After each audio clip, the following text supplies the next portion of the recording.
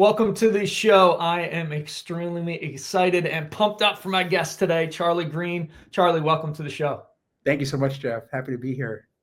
Yeah, I'm excited to dive in and really get to learn more about Remento. And let's start with your story, because I know you've got a pretty compelling, pretty emotional backstory of what was the trigger for you starting this company. I know legacy is a key component, preserving those memories. That's near and dear to my heart. So I would love for you to share that with the audience so they kind of get a feel. Yeah, definitely. Well, thank you again, Jeff, for having me. The company that we've developed is called Remento. It's like combining the words remember and memento, and it's because we're focused on helping families preserve the stories of their aging relatives, and we're building technology that makes that really simple. And for me, my own personal inspiration for caring about this cause stems directly back to my own upbringing, and growing up in a home with two parents who were, by all accounts, like freakishly obsessed with the home video camcorder.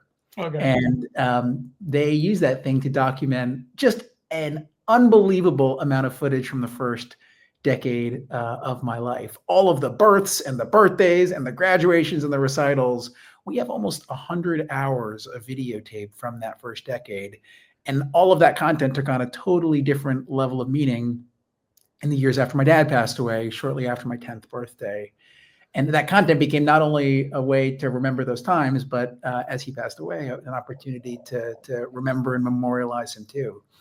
And I remember as a 12-year-old, 2 years after he passed away, sitting down and digitizing a lot of those tapes. Okay. And I remember being so surprised at what it was that would bring tears to our eyes as we watched that content. And it wasn't the milestones like the births and birthdays and graduations and recitals. It was the video that captured him just being a dad, just being an amazing dad, in many cases when he didn't realize the camera was watching. So I've got a video of him holding me in his arms for the first time. It's like as Kodak of a moment as you can imagine, right? Yeah. Mm-hmm. And actually the video that I care most about probably in my life is one of him sitting at the breakfast table. My mom is filming him and he's just eating a bagel, explaining how nervous he is that he hasn't installed the car seat into the back of the car in the right way. Okay. And it's just such a human moment that as a 12-year-old was the way that I would remember my dad. And today, years later, I'm able to interact with him by way of that video as I've had my own kids and understand what he was like as I enter this new chapter of my life. So for me, very early in life, there was a deep appreciation for the power of recordings and specifically video to be able to keep alive the memories of the people we love. Flash forward 15 years, my mom gets diagnosed with stage 3 lung cancer. And it becomes really clear that it's unlikely that my kids will ever have a chance to meet their grandparents. Okay. And in a moment of panic, I sat down with my mom 2 weeks before she started her chemotherapy to start recording her stories, hoping to create a really like a time capsule that my kids would have access to in the future. Mm-hmm. And what blew me away about that experience was, having sat down to document stories that, when we hear our parents talk about, we roll our eyes because we've heard them so many times. Like, I wanted my kids to have those stories. But right. Asking my mom simple, in many ways innocuous questions like, how'd you get to elementary school? It led to her telling stories that I had just simply never heard before. And it left me wondering, why was it that it took this cancer diagnosis for me to sit down with my mom and actually learn about her in a way that I never had before? And then, of course, also by way of having recorded the content, created an archive that is designed to stand the test of time. So for me, my own inspiration for trying to help other families find ways to document the stories of their parents, their grandparents, and indeed their entire family history stems from the opportunity to having done that with one parent, the desire that I feel every day wishing I had done it with the other, and then just like this profound sense of excitement helping other people do the same. That's awesome. I love it. And I mean, we shared before we got on that it's almost 10 years from my mom's passing, and we don't have that type of video and stories and just missed out on that. And I remember, Charlie, the last deep conversation I had with her, she was scared she'd be forgotten. Mm-hmm. So thinking about what you do and capturing those and video memories and stories, talk about that fear going away. It can be passed down for generations. And I think that's something we we just don't do. So you had that spark, you had that capture. What then was the next steps to getting to where you are now? Well, we started talking to customers. That was the first thing that Okay. we did. And I tried to get a sense of, is the experience that I had had in my life in any way similar to an experience that other people had had. What we found was that there was a small group of people who exist who had actually at some point in their life sat down with their parents and they recorded their stories. For some people, it was a formal experience. Some people hired a biographer to do it for them. Others just, put their iPhone or their Android like on recording and just like put it next to them as they had dinner one night. Mm-hmm. A lot of people also save voicemails. But yeah, the vast majority of people, though, didn't have anything in the way of recordings of their family stories. And we started prying into this question of why is that? And at the end of the day, most people would just shrug their shoulders and say, I really wouldn't know where to begin. Like, Okay. I wouldn't know what to ask. I wouldn't know what to do with the content once I had it. It would probably just get forgotten about. And it feels like a project. And in my life, I don't have time for another one of those. Gotcha. So what we set out to do was to ask the question, what if preserving the memories and stories of someone you love was as simple as having a conversation? And what if you didn't actually have to have that conversation with them, but it was an experience that they could take on themselves and contribute to directly? And what if we could take all of those experiences and turn them into a physical keepsake that could be handed down in your family, into the future? Okay. So what is the process? Explain a little bit more about what the process is, how, a dad listening to the podcast, to the show is like, man, I've got a parent that maybe is getting close or just had a cancer diagnosis or has 6 months. What is the process that they would go through to kind of get involved and start to capture those stories and those memories? Well, a lot of our customers are dads who come to us and they say, look, I've got parents who live, maybe near me, maybe they're far away. We see them a couple times a year. We wish it was more. When my kids are with them, the conversation is kind of forced, sometimes stale. They talk about the weather. It's like, it's hard for them to interact with each other. And I would love nothing more if there was an opportunity for them to grow closer together. They're also saying, I know my parents are getting older and they're not going to be around forever. And I would love for my kids to be interested in learning about, my dad or my mom's stories, or perhaps their great grandparent stories. But I'm worried that perhaps by the time they become interested, those stories will no longer be available. So I'd love to find a way to be able to both document this for the future, but also if there's a way to be able to create some kind of understanding in our family, that'd be great too. So when you buy Remento for a parent or a grandparent, you're signing up for a year's worth of learning their stories. Okay. So the first step is to pick what you want to learn about. So if you've got a parent who had an incredible childhood, or perhaps was in the military and you want to learn all about that experience, or an amazing career, or anything specific, you can identify the things you want to learn about. Or you can leave it to us and we'll use our artificial intelligence powered interviewing technology to be able to ask them questions as we learn more and more about them. Every week, we'll send them both an email and an SMS with a link that they click on without any apps to download or logins or passwords. They just start talking. They answer the question that appears on their screen. We record them. They talk for as long as they want. Some people speak for 2 minutes. Some people go a lot longer than that. And then we'll take that recording and we'll transcribe it and then send it to your family, either as a direct transcript, or if you prefer, a written story that is processed as if you had hired a professional biographer to write it about them. Everyone in the family gets that recording and the story. You can share it with your kids. You can keep it all to yourself if you want. And then at the end of a year, we will take all of those stories, both the recordings and the written content, as well as any photos that have been uploaded, and we'll print it into a hardcover book that, again, was written without anyone in your family having to write a word. And then the fun little thing is that we include QR codes within the books that when you scan, will link directly to the recording that was used to write the story. So for the parent, it's the book that writes itself, their memoir, no writing required. And for you, it's your parent or your grandparent's stories at your fingertips with a direct connection to their voice as well, in a way that can never be taken away from your family. Gotcha. So is it voice only or is it voice and video? Which one is it from? We accommodate both. It's funny. Most of our storytellers would prefer to do audio, and all of the families want the video. So right.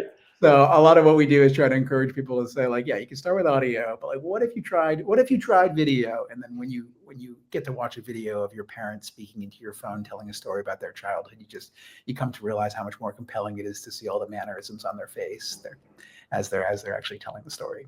Yeah, I love that. Is, the overall mission of what you're doing with your company and preserving those stories and those legacies, is it so families are documenting and multiple generations down the road can learn about great great grandpa and listen to their story and understand kind of their lineage? Is that an underlying theme of what you're looking to do? Spot on. I mean, just think about today. If you could watch a video of your great great grandparent telling the story of immigrating to this country, Yep. or starting their business, or just what life was like back then. And think about the fact that we live in the digital age and we're creating more content than ever, documenting our lives in a way that has never before been possible. But in a way, like the letters that Alexander Hamilton wrote, share more of an insight into the type of person he was than any of the content that we are creating in the digital age. So part of what we're trying to do is get people to slow down, pause, and use the digital technology to create documentation of lives well lived in a way that your family, both today, but 10, 20, 100, 400 years into the future, will be able to appreciate and enjoy. Yeah, no, I love that. And I think that's such a vital piece of kind of knowing where you came from. And a lot of people lose that connection of, hey, a couple generations ago, who was my grandfather? Who was my grandmother? And without that documented stories, those books, the either the voice recording, or if they're ambitious in doing the video recording, those things can just last a lifetime. So, and the other fact that I love is that family's not doing anything. You are dictating kind of, hey, here's what you could talk about, and you're giving those scripts, because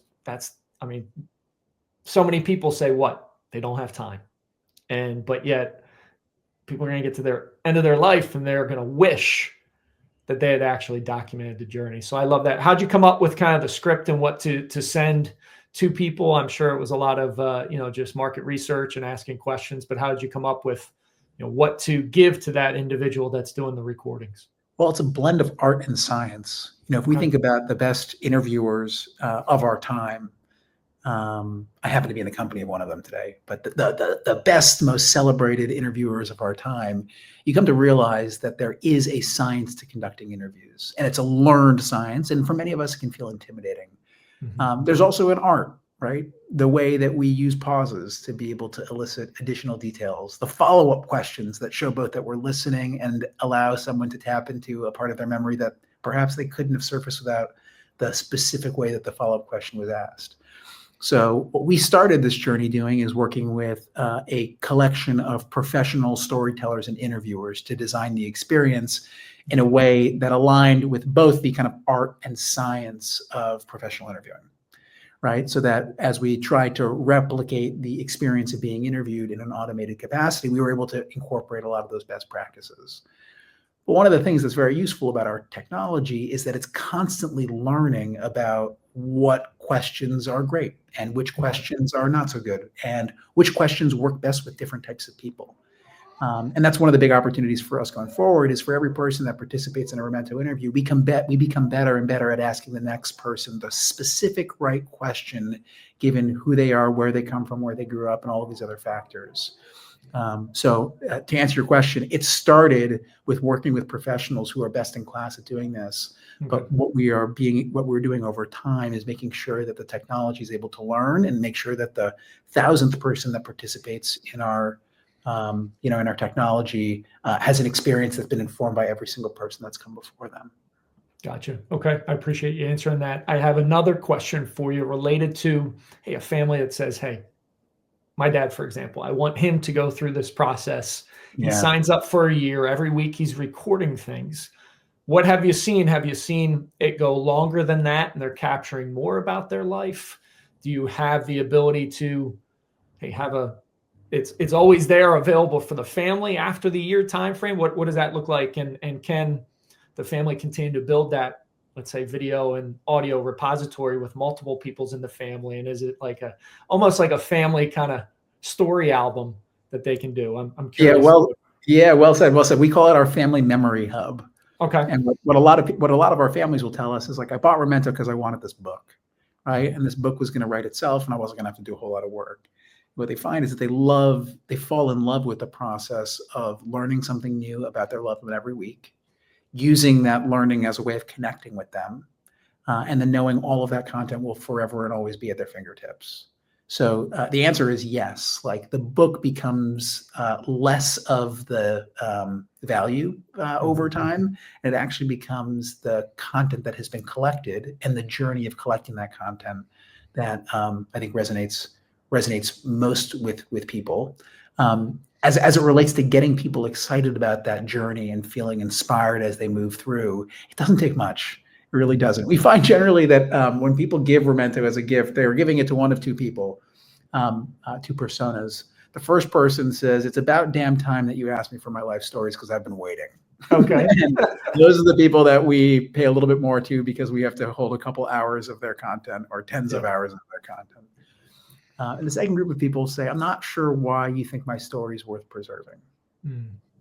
Right? And what ends up being very interesting for that second group is the process of realizing why this is important, right? Like not all of us have been elected presidents or survived tragedies or have stories that like as a society and a culture, we would deem to be worthy collectively of preserving for the benefit of the future.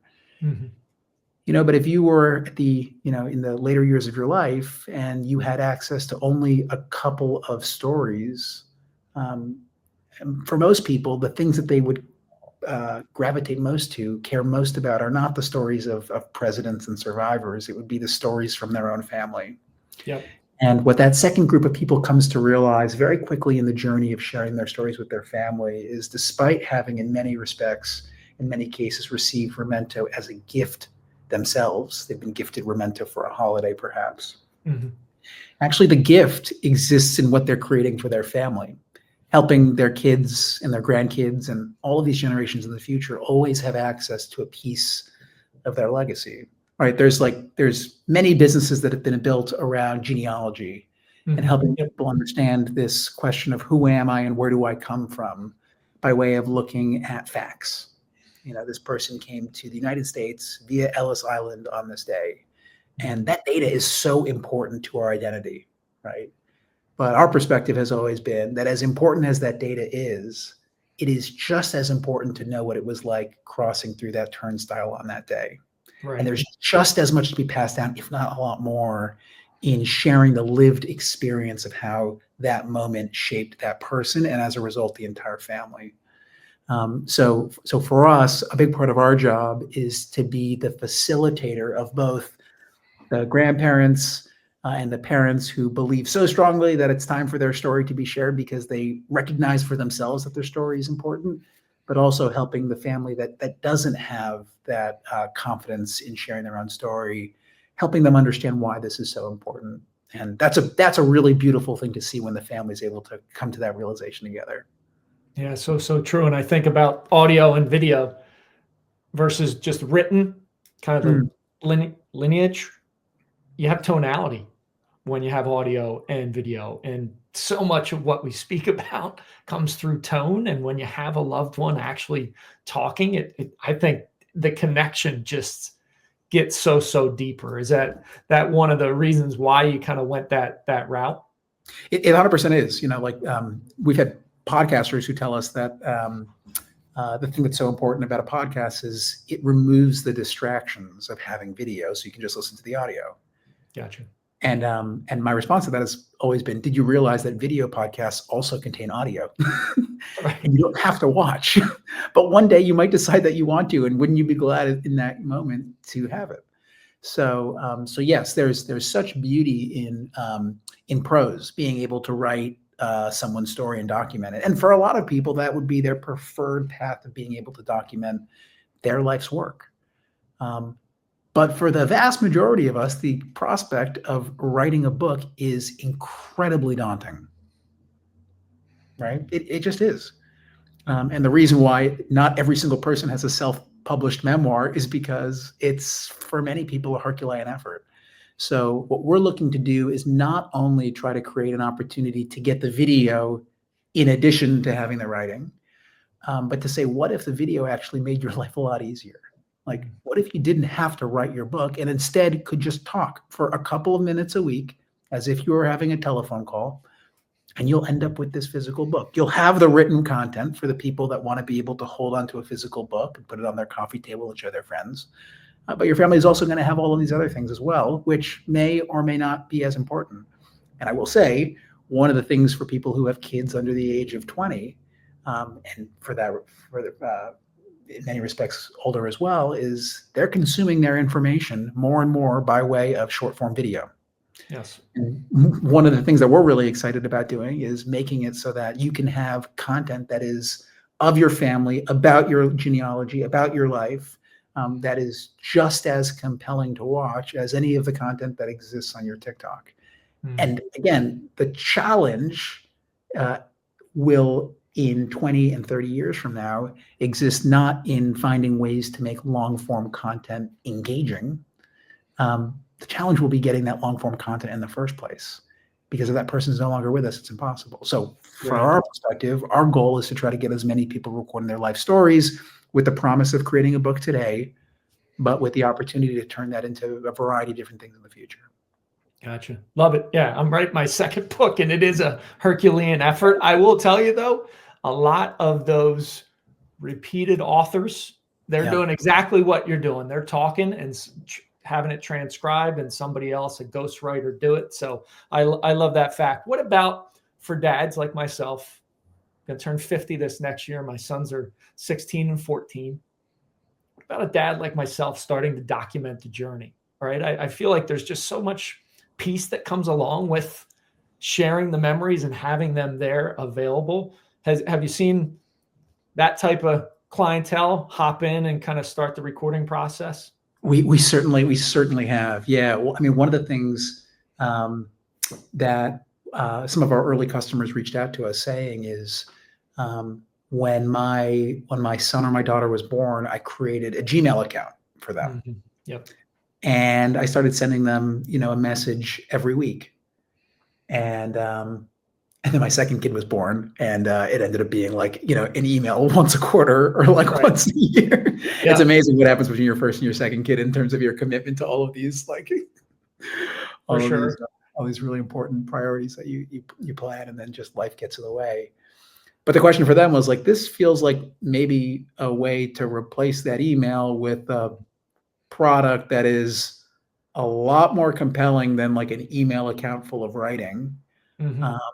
Actually a written book, but then also like a really beautiful way to be able to have your kids preserve your voice, and to your point, the tonality and the way that you're sharing things. So we have a lot of people who are buying this as a journal for themselves. Mm-hmm. And they're using it to document memories for their kids. Yep. They're using it to document parts of their career. I've got a Remento book specifically about my founding story, almost as a diary, which I contribute to as I drive to work. I set it before I start driving, and then I finish it once I park. Nice. But the use cases are quite endless in that regard, turning spoken words into keepsakes. So we're excited to lean into those use cases more in the future, for sure. Yeah, no, I love that from a kid perspective, documenting their journey and starting to capture all those stories. If I've got two. If the second one came along and you weren't as diligent about doing the daily video or the weekly, monthly video, going back and just starting to describe the journey of them being born and how you felt as a dad, and how their journey's been, and how you've gotten to. And I get choked up about it. How you've had amazing moments as they continue to grow from adolescents, toddlers, to young adults, to men or girls, or to women. Man, imagine documenting that journey, and they always have that for them. I think that's so extremely powerful. Yeah. Go ahead. I was just going to say, Jeff, and you're so right. I would just add it doesn't have to be profound stuff. I think a lot of people think like, oh my gosh, I've got to offer wisdom that my kids will be able to look at if I pass away, and they need to understand the mysteries of life. It's like, no, any of us who have lost a parent, like, you feel this way about your mom. I know you do. I feel the same way about my dad. I just want to hear him talking Right. about anything. If it was about me, that would be amazing. But we hear this from so many of our customers who are inspired to use Remento because of someone they didn't use it with. And what they say is, I want to hear the sound of their voice. I Yes. would give anything to hear the sound of their voice. And that's one of the things as it relates to using Remento to create a gift for your own family, which is like, it doesn't have to be big, profound stuff. Just talking about a photograph that you took on a Saturday of running through a sprinkler, that is going to be something that unequivocally, I hope for both of us, it's 100 years in the future where that becomes available. But for some people, it will of course become, much more meaningful in a shorter period of time. Like in my life with my dad, that content is going to be priceless. And that's going to be content that you're not going to be able to create in the way that you could create it today, 20 or 30 years from now. Yeah, no, I love it. That's so it pulls on those heart and soul strings. And I, as you're talking about, I was thinking about a memory of just sitting in my living room watching my boys do homework. And like my youngest son is doing something for art and the pencil's going, against the table. And that's the only sound I'm hearing. And I was just in a state of gratitude of looking at them and just soaking in the moment. Like that would be a great story to tell. Right. So I love, Charlie, what you're up to. I think this is such a critical component of preserving our memories, our family stories, our legacies, which, as dads, at the end of the day, that is all we have is the legacy that we're gonna leave, right? So where can people learn more about Remento and get involved? Please share that with the audience. Yeah, well, you can learn about our product on our website. You can just Google Remento. Again, it's like remember and memento in one word. And I would say, if you've got someone in your life with amazing stories to tell, which you almost unequivocally do, just think to yourself, 30, 40, 50 years from now, who is the person that you're going to wish you had done this with? And what I would say very humbly is, you don't have to use our product. Take out your iPhone and use the voice recorder app if you want. That's good enough. It really is. But do something to be able to document this stuff. And if we can be helpful in that process, our team and our product would love to support. Love it. Charlie, thanks so much for being on the show. Yeah, such a pleasure. Thank you for having me, Jeff. You got it. Thanks for listening. Thanks for watching. Dare to be uncommon. Lovely legacy. Create a legendary day. And I'll talk to you soon.